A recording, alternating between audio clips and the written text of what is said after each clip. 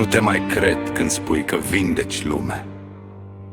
Prin holuri de spitale mâinile-ți put am mort. Ai învățat că poți să stingi lumina din odaie. Salonul-ți geme în paturi bolnav de foc de paie. Sunt sute de vapoare ce nu mai vin în port.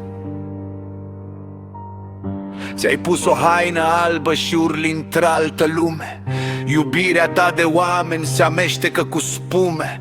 Gonești din geamuri mila mânia ta de mâine și aștepți să vină moartea cu sare și cu pâine. Tu o cunoști,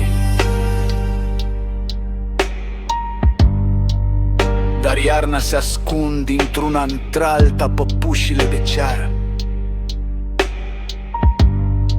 și așteaptă ca să vară.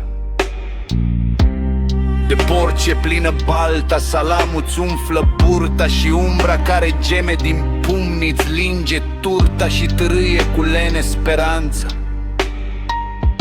Că de mâine îi muți în stradă patul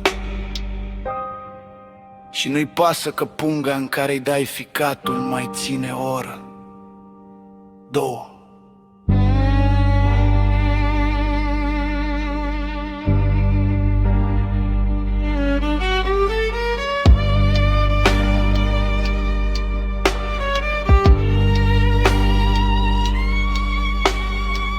El să ajungă în satul că în groapă ce l-așteaptă a început să plouă. Și în dimineți cu rouă vei auzi departe cum trece o umbră albă prin filele de carte. Ce galbenă-i sudoarea și șoapta-i tună în tine când treci în lumea asta să vii și pe la mine.